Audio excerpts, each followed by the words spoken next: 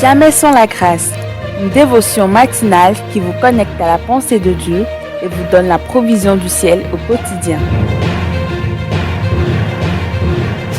Nouvelle journée, nouvelle provision, bienvenue dans la dévotion du jour.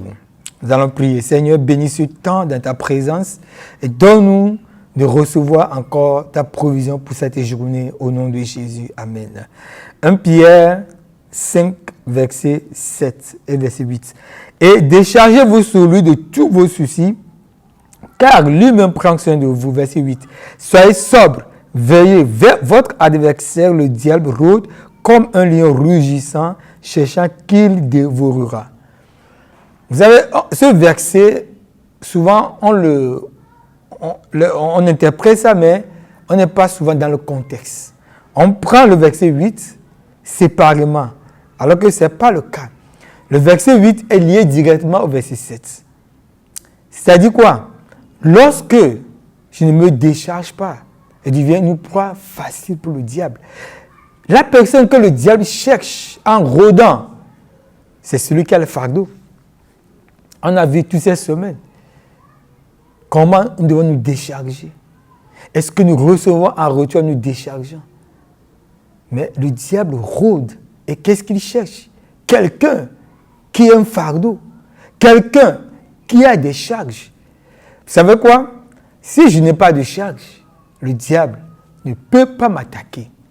Mais lorsque nous sommes chargés, alors nous sommes vulnérables. Le diable va nous atteindre. Souvent, nous ne menons pas le bon combat. Les gens sont chargés et ils chassent le diable. Ça ne fonctionne pas comme ça. Non. Déchargez-vous. Déchargeons-nous. Et qu'est-ce qui va se passer? Le diable ne pourra plus nous atteindre.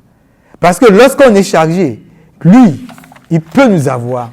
Il peut nous atteindre. Ici, soyez sobre. Soyez sobre, c'est un verbe qui veut dire être calme et concentré.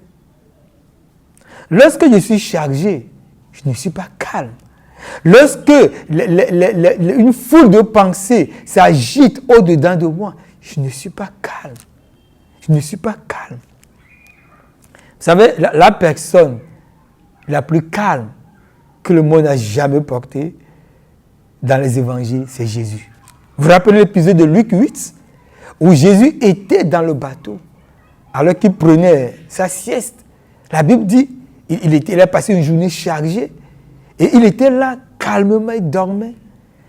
Et la tempête n'a même pas réussi à l'extraire de son sommeil. Malgré les cris, le fort que faisaient les disciples, qui sentaient la charge de la tempête, du vent, et qui criaient. La tempête n'a pas réveillé Jésus. Mais ce qu'il a réveillé, c'est le cri de ses amis. C'est le cri de ses apôtres. Lui vivait quoi? Dans le calme. Dans le calme.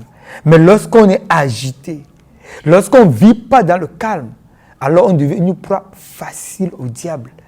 Et ce verbe dévorer, ça veut dire engloutir, ça veut dire détruire, ça veut dire quoi? Accabler.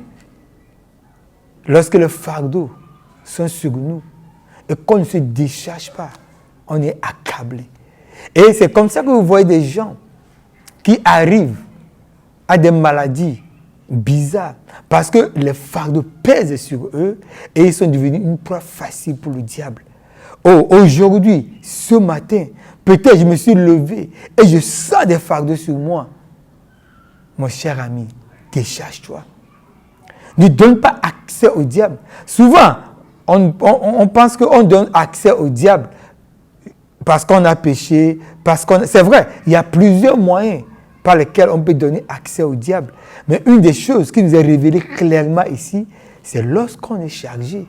Et c'est pourquoi Jésus nous invite à ne pas garder le fardeau, à ne pas introduire des fardeaux dans le sabbat. Nous sommes dans un sabbat.